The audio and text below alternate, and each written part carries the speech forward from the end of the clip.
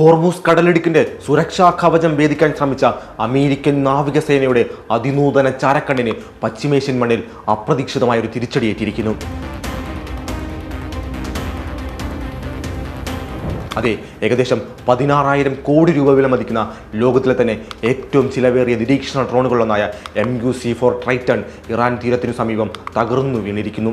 സാങ്കേതിക തകരാറെന്ന് അമേരിക്ക ആവർത്തിക്കുമ്പോഴും മേഖലയിലെ ഇറാന്റെ ശക്തമായ പ്രതിരോധ സംവിധാനങ്ങൾക്കും ഇലക്ട്രോണിക് വാർഫെയർ കരുത്തിനു മുന്നിൽ പിടിച്ചു നിൽക്കാനാവാതെയാണ് ഈ അമേരിക്കൻ അഹങ്കാരം കടലിൽ പതിച്ചതെന്നാണ് പുറത്തുവരുന്ന സൂചനകളിൽ നിന്നും നമുക്ക് വ്യക്തമാവുന്നത്. MQ-4C ട്രൈറ്റന്റെ അവസാന നിമിഷങ്ങൾ പരിശോധിച്ചാൽ കാര്യങ്ങൾ കൂടുതൽ കൃത്യമായി നമുക്ക് മനസ്സിലാവും.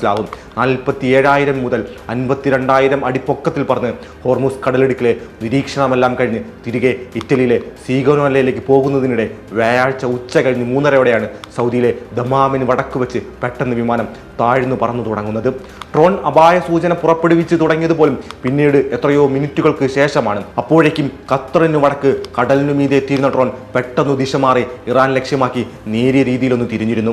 ഇറാനെതിരെ തിരിഞ്ഞത് മാത്രമേ ആ ഡ്രോൺ ഓർമ്മയുള്ളൂ. പെട്ടെന്ന് ഉയരം കുറഞ്ഞ ആ ഡ്രോൺ പിന്നീട് റഡാറുകളിൽ നിന്നും അപ്രത്യക്ഷമാവുകയായിരുന്നു എന്നാണ് ഫ്ലൈറ്റ് ട്രാക്കിംഗ് വെബ്സൈറ്റായ ഫ്ലൈറ്റ് റഡാർ 24ന്റെ വിവരങ്ങൾ പ്രകാരമുള്ള റിപ്പോർട്ട് പറയുന്നത്.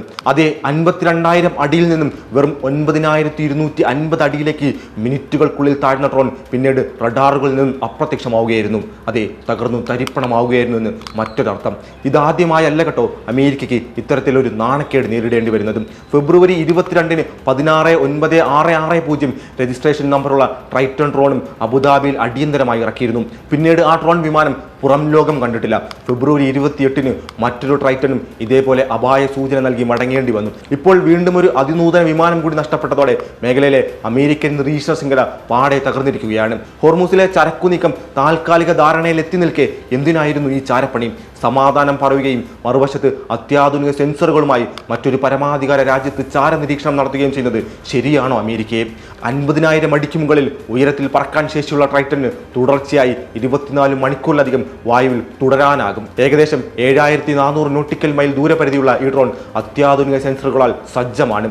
കടലിലെ തിരച്ചിലുകൾക്കായി P-8A പോസിഡൻ വിമാനങ്ങളുമായി സംയോജിപ്പിച്ചാണ് ഈ ഡ്രോൺ പ്രവർത്തിച്ചും വരുന്നത്.